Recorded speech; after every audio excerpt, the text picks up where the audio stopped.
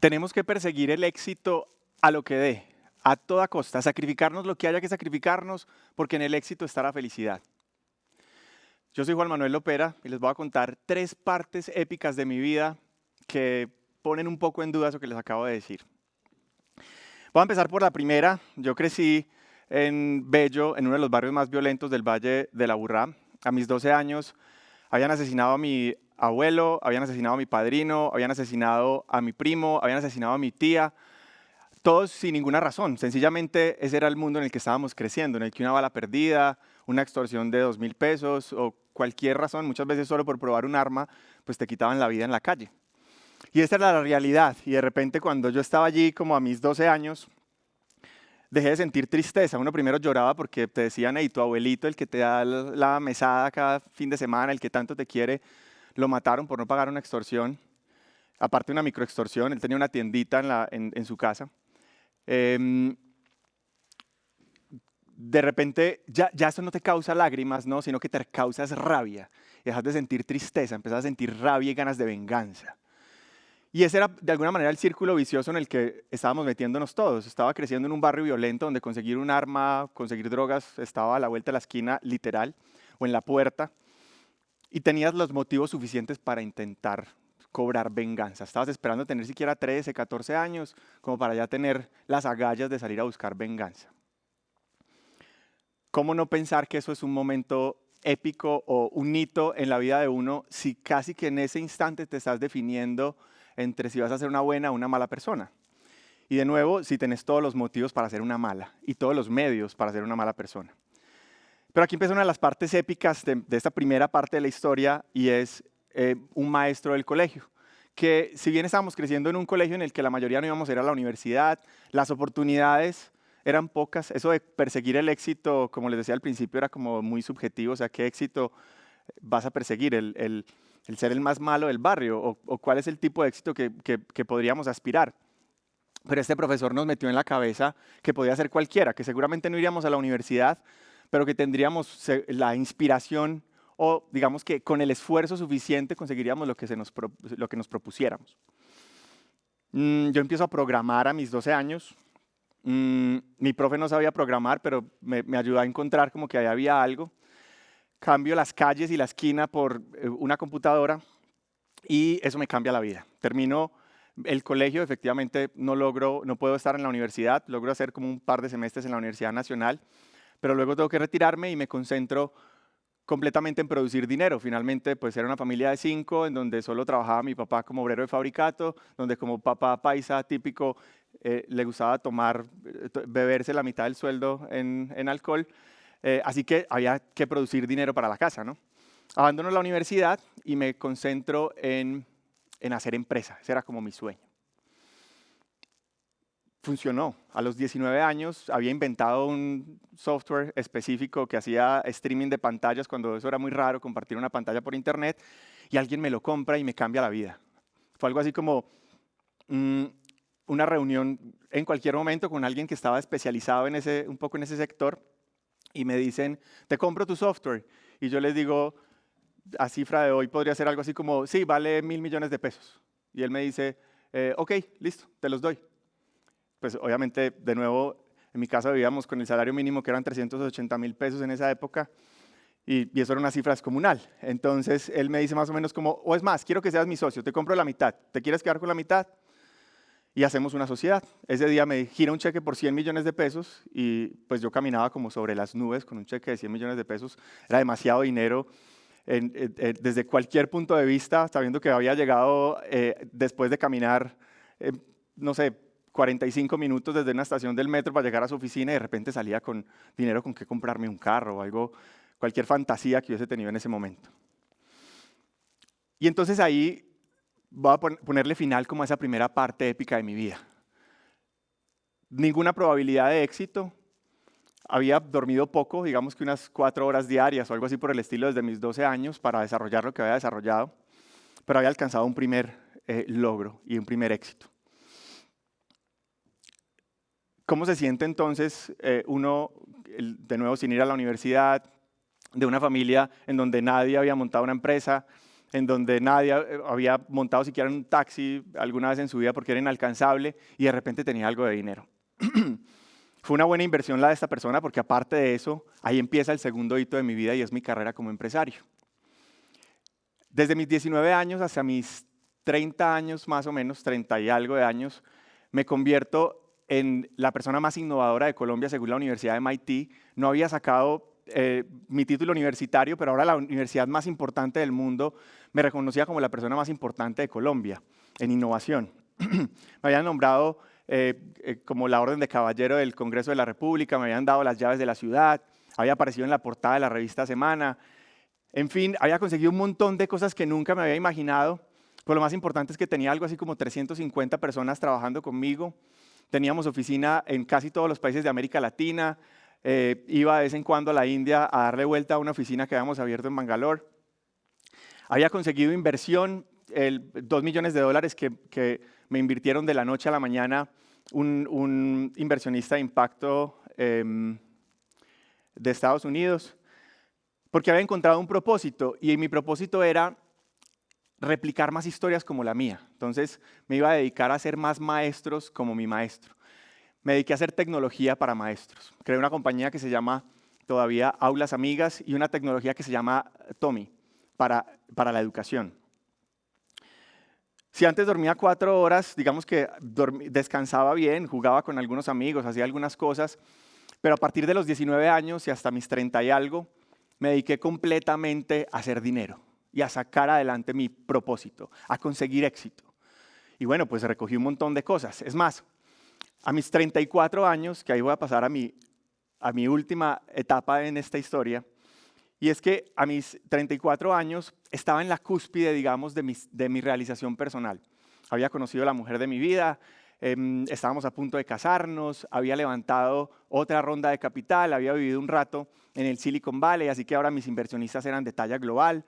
Estábamos pensando si lo que seguía era África, teníamos cerca de 1 millón de usuarios en la plataforma, vendíamos muy bien, todo funcionaba perfecto. O sea, ustedes más o menos, para que se imaginen el contraste, imagínense en el niño caminando a pie a su primer negocio y de repente un muchacho súper exitoso públicamente en un convertible rojo andando por Medellín, sintiéndose el rockstar de la tecnología. Y así llega el 2019 y llega otra época épica de mi vida. Bueno, aquí tengo que volverme un poco para decirles que cada vez que conseguía un logro, mi reacción era, esto es solo el comienzo, no hay que celebrarlo. Nos acaban de girar un cheque de 2 millones de dólares, ok, no importa, esto es solo un paso.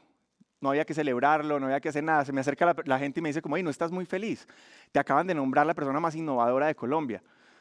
Y yo digo, no, eso no importa, esto es solamente un paso. El éxito nos espera, hay que seguir trabajando duro para conseguir el éxito. En esa búsqueda de conseguir el éxito, finalmente llega la pandemia y me caso. En mi luna de miel empiezo a sentirme como mal, regreso a mi casa y pierdo el sentido y me despierto 1 mes y medio después de un coma profundo, en cuidados intensivos, conectados a todas las máquinas que se puedan imaginar. El COVID había hecho lo suyo conmigo, pero con todas, sin ninguna antecedente, pues siempre he sido flaquito, nunca he tenido drogas, nunca, en fin, no había ninguna condición para que fuera de esa manera, pero ahí estaba yo en una cama de cuidados intensivos, moviendo únicamente el cuello, con dudas de si iba a ser capaz de recuperar el resto de la movilidad, porque había permanecido mucho tiempo sin oxígeno. Me rescataron con una máquina que mucha gente dice, cuando hablo de esta máquina, me dicen como, ¿y eso fue aquí en Medellín? Sí, aquí en Medellín existe una tecnología que es escasa en el resto del mundo. Es una tecnología que reemplaza el corazón y los pulmones. Así que yo no estaba haciendo mi función pulmonar, la estaba haciendo un pulmón externo. Y fue lo que me salvó la vida, pero entonces estaba conectado por un catéter desde el cuello hasta el corazón, de la ingle hasta el corazón. Estaba con una sonda a tórax porque había perdido algo como 12 litros de sangre. Uno normalmente tiene como 7 litros de sangre en el cuerpo, pero entonces ya me lo habían reemplazado 2 veces porque había tenido una hemorragia y todo estaba acumulado en el tórax. En fin, todo lo que se puedan imaginar, ahí estaba yo como con 40 kilos de peso en una cama, Y yo en ese momento me llamé a mí mismo como el muñeco. Finalmente, todos esos sueños y toda esa grandeza que había estado construyendo para perseguir el propósito que venía, me había dejado finalmente como un simple muñeco al que bañaban todos los días por la mañana y que en plena conciencia, pero sin poder hablar porque tienes traqueostomía y sin poderte mover porque perdiste todos los músculos de tu cuerpo y no sabes, a lo más parecido a estar cuadrapléjico.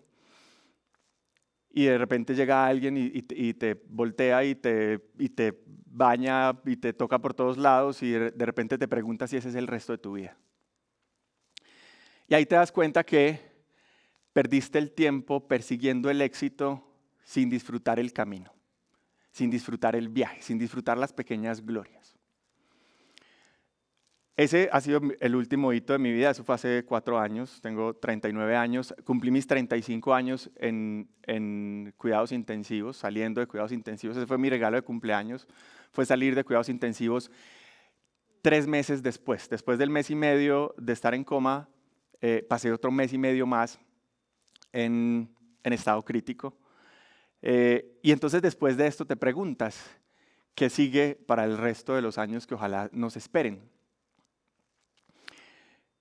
Y ahí comienza lo que confío que va a ser la mejor etapa de mi vida y es seguir persiguiendo el éxito. Realmente creo que los propósitos nos tienen que motivar. Finalmente, ¿qué es la vida? Sino proponernos dejar el mundo un poco mejor que como lo encontramos y ser un poco tercos en sentir que somos capaces de encontrar una solución, pero no sacrificar lo realmente valioso de la vida, el saborear cada cosa de la vida por perseguir ese propósito. Todo esto que les estoy contando lo quise poner en un libro que se llama Respira Despacio. Y una de las partes más emocionantes que recuerdo de todo esto que dice, aunque parezca muy sencillo, fue la primera vez que pusieron una gasa con agua en mi lengua de nuevo. O sea, llevaba 2 meses sin comer y sin probar nada, y de repente vuelves a sentir el sabor del agua. O te están quitando el ventilador y vuelves a respirar el aire que todos respiramos en este momento y nos parece tan normal, pero de repente te das cuenta que sabe delicioso. Y entonces ahí es donde uno ve que perseguir el éxito no es, o más bien conseguir el éxito no es lo que te da la felicidad, pero saberlo perseguir y saborear las pequeñas glorias o incluso los pequeños fracasos que te dan ese contraste para disfrutar las gotas de agua, como lo que les estoy contando, es lo que realmente da la felicidad. Generalmente cuando estoy haciendo conferencias y estoy contando estas historias, uno de mis principales mensajes siempre ha sido buscar el propósito. Realmente creo que en cada uno de nosotros y lo más temprano que podamos en la vida, ojalá podamos encontrar un propósito que valga la pena sentir que podemos hacer ciertos sacrificios. Pero jamás, jamás sacrificarse por un propósito tiene justificación. Finalmente es un costo demasiado alto y es porque les aseguro que por cualquiera que sea ese propósito, lo más probable es que no van a llegar. Espero que no sea porque se despiertan de un coma y solamente pueden mover la cabeza, pero seguramente llegará la muerte, seguramente llegará el cansancio, seguramente pasará cualquier cosa en la vida y ese propósito no se va a cumplir tal y como queremos. Y más que si somos bien ambiciosos y buscamos, seguramente cuando subamos un escalón vamos a querer subir otros 3. Así que si nos disfrutamos los que estamos subiendo uno a uno porque estamos persiguiendo el último, pues ese último nunca llegará y lo único que nos queda es frustración y en el último momento de la vida recordar que perdimos los grandes momentos. Ese es mi mensaje para entregarles. Básicamente hay que perseguir un propósito, pero no hay que dejar sangre en el camino por alcanzarlo.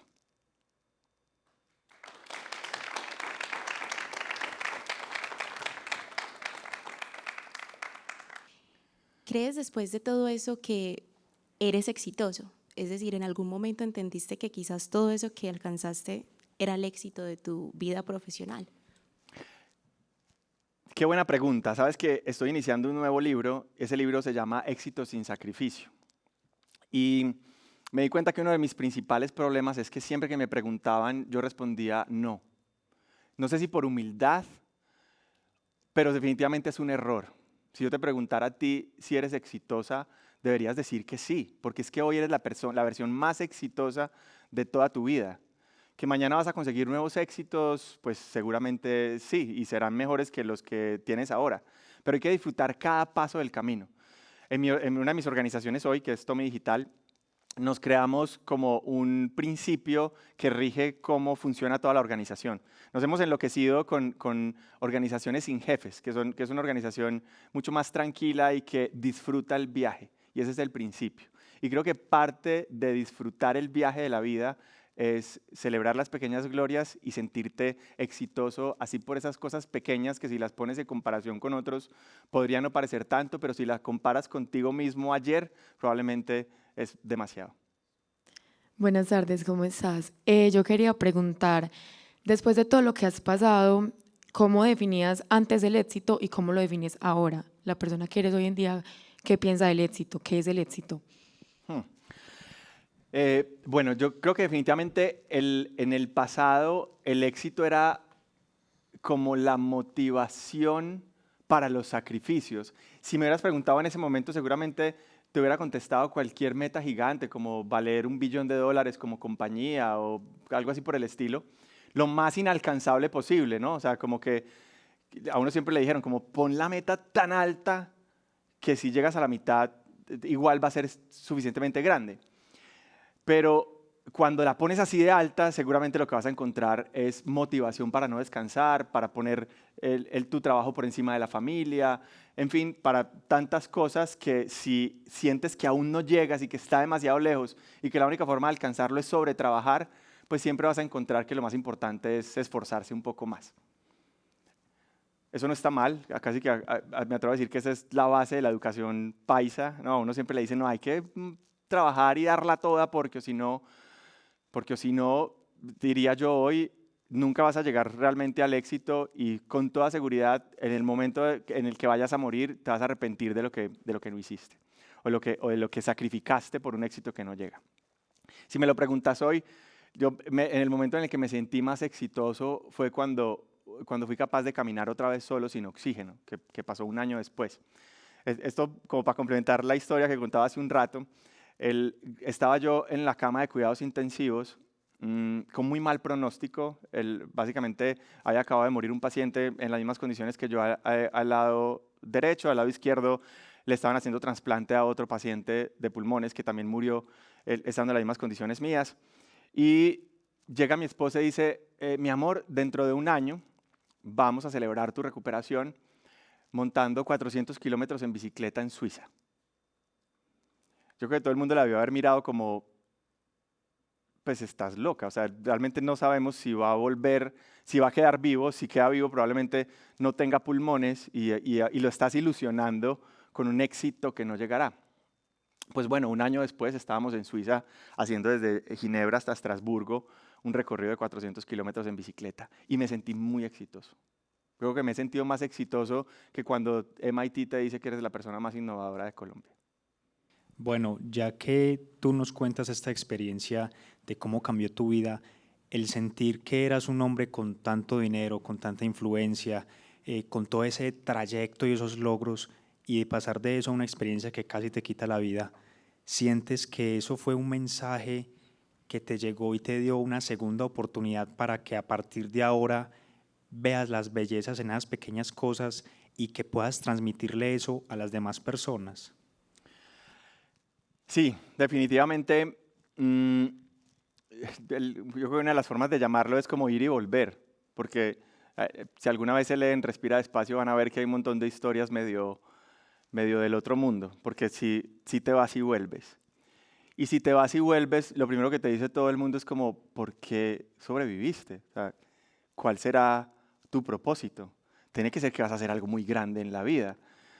Cuando yo escuchaba eso decía, pareciera que fuera el mismo discurso de perseguir un inalcanzable, ¿no? Entonces como sobreviví, ¿ahora qué tendré que hacer? No sé, calmar el hambre en África o cuál será el propósito. Hasta que alguien en el camino me dice como, ven, no escuches esas cosas. Finalmente, si estás acá, es porque hay un camino por disfrutar. Quizás ese fue el detonante de todo lo demás. Entonces, sí, ojalá, y tengo un montón de propósitos trascendentales, porque para mí transformar la educación es mi meta personal, y realmente tengo una gratitud inmensa con el maestro que me cambió la vida, y confío en que muchos maestros pueden hacer lo mismo a personas que no tienen ninguna probabilidad de éxito como la que posiblemente tenía yo. Entonces, sí, persigo propósitos y estoy feliz de hacerlo y no quisiera que se malinterprete mi mensaje de respirar despacio y disfrutar el viaje con no persigas grandes metas porque hay que perseguirlas. Pero la invitación sí es, y espero que ese sea mi mensaje con estas cosas que me han pasado y los contrastes, ¿no? Porque de alguna manera la vida sí te da unas historias que inspiran por los contrastes que generan. Y yo creo que si ven, mi vida ha sido de contrastes, ¿no? Como que de repente naces sin tener nada, de repente logras un montón, mucho más de lo que lograrías, y de repente la vida te responde con una bofetada y te dice, ven que aquí esto empieza de nuevo y empieza distinto. Entonces yo sí esperaría que mi mensaje, que hasta ahora, si ven a Juan Manuel Lopera en TEDx o en YouTube, en donde sea, van a ver un Juan Manuel que hablaba de emprendimiento y de darla toda y de buscarla y de sacrificar lo que haya que sacrificar. Y si me escuchan ahora, van a escuchar a un Juan Manuel que les dice como, hey, respiren despacio, enfóquense en lo que quieren, en eso que quieren conseguir, pero disfruten el viaje para que realmente valga la pena. Bueno, muy buenas tardes. Muchas gracias por ese valor que traes el día de hoy. Soy Viviana Vera. Juan Manuel, pude ver que dentro de tu historia hay diferentes matices que llevaron a un despertar para ti. ¿Cómo podrías tú, aquellos que estamos iniciando, para continuar con esos propósitos, no perdernos en la esencia, sino entretejer eso desde la identidad, o sea, desde no perder ese yo en el ser, el hacer y el tener, como tú lo decías, como esa cadena que se entreteje, pero que sin perder esa identidad, ¿verdad? De ser, hacer lo que queremos y llegar a ese propósito del tener, que también nos da una satisfacción. Alguien me preguntó alguna vez como, ven, ¿cómo hago yo para no cometer los errores que estás contando de alguna manera? Y yo les digo, pues la forma más contundente es pasar 3 meses en cuidados intensivos al borde de la muerte. Eso es tan chocante que uno, cada vez que sentís que te estás desviando de nuevo, decís como, y como que volvés a saborear ese mal sabor de estar al borde de la muerte y de todo lo que les he contado. Pero pues ojalá que no, ¿cierto? Ojalá que no tengan que estar al borde de la muerte para encender esa conciencia interna que les recuerde en todo el camino, y persíguelo, pero disfruta el viaje. Cuando hablas de esencia, yo realmente creo que esto es un problema de muchos de los latinos que no nacemos con un montón de dinero y en los mejores círculos sociales, y es que todos sentimos que tenemos que actuar un papel que no nos pertenecen para pertenecer a un círculo que nos acepte o nos haga crecer. Eso siento que es una de las cargas sociales que más me costaron romper al inicio. O sea, sentía que aunque consiguieras dinero, seguías sin pertenecer a los que merecen éxito o algo así por el estilo. Eso es lo primero que debería uno ser capaz de quitarse de la cabeza. La autenticidad finalmente te la da el aceptar que sos lo que sos, que tenés todo el valor que tenés y que el dinero que puedas conseguir con eso o no, probablemente será solamente una consecuencia de ser quien sos y perseguir un buen propósito. Que de nuevo, eso, o sea, es vital encontrar algo que te apasione lo suficiente como para que mereciera sacrificio. Pero luego, y lo que le agregas es que nunca va a valer la pena sacrificar ese bienestar personal por el propósito. Alguna vez me encontré con un gran mentor que tengo, lo conocí hace unos años, y ahí empezamos a hablar de algo que él llama la felicidad justificada desde el balance del significado de lo que hacemos y el placer que nos genera hacerlo. Y no podemos dejar una cosa al lado de la otra. El placer es parte esencial de lo que nos hace humanos. Así que si hacemos algo con un gran propósito y un gran significado, pero no nos genera placer en cada paso, probablemente no lo estamos haciendo con ese yo pleno del que estás hablando. En este proceso que usted vivió antes de, digamos, como ese punto de clímax que vivió en tu historia, llamémoslo así, qué emoción que usted diga tuvo que resignificar para decir, tengo que continuar el camino, ¿cierto? Porque cuando uno llega a esos puntos, como diga que toca a fondo, uno en ese punto tiene que llegar a resignificar muchas cosas de su vida, pero también hay una emoción que uno resignifica para poder seguir. Entonces, ¿cuál crees, cuál fue esa emoción o cuál fue esa versión que tuvo que cambiar Juan Manuel del pasado para continuar este camino? Puedo responderte eso con algunas cosas puntuales. Bueno, y también darte como alguna visión general. Sin duda, pues mi punto de inflexión es de nuevo sentir que me moría, ¿no? Y sentir que yo creo que ni siquiera sentir que me moría, sino sentir que iba a quedar en una cama con alguien que me bañara el resto de mi vida. Creo que eso pesa más incluso que la sensación de pensar que te mueres. Lo triste es que yo creo que si uno es demasiado terco para no darse cuenta, la vida se encarga de mostrártelo tarde o temprano. Eso me pasó de nuevo a mis 35 años, cumplí 35 años en cuidados intensivos. Y yo me acuerdo que mi mamá, cuando me veía trabajar mucho, me decía como, mi amor, ¿cuándo vas a dejar de trabajar tanto? Yo le decía, mamá, a los 35 años me jubilo. A los 35 años dejo de trabajar. A mis 34 años eso no estaba pasando por mi mente. Definitivamente me esperaban muchísimos años más de muchísimo trabajo y muchísimo esfuerzo. Pero bueno, la vida me hizo cumplir la promesa, ¿no? Y fue la que causó ese punto de inflexión, como dices. No sé si hubiese sido otro, por mi personalidad o por lo que fuera, si algún otro sentimiento distinto a ese tan traumático y tan trascendental hubiera causado el mismo efecto. Bueno, en conclusión, el éxito hay que perseguirlo. Y finalmente eso nos define como profesionales, como seres humanos, económicamente, muchas veces en el éxito mismo familiar, el éxito hay que perseguirlo. Pero hay que disfrutar el viaje, hay que respirar despacio una vez a la semana al menos, darse cuenta dónde estamos parados, no hacerlo como máquinas que persiguen solamente el dinero o el éxito por el éxito, porque finalmente probablemente ese éxito que perseguimos no llega y lo único que nos queda fue el camino que caminamos hasta donde sea que hayamos llegado. Así que los invito a que respiren despacio, disfruten el viaje y persigan su propósito.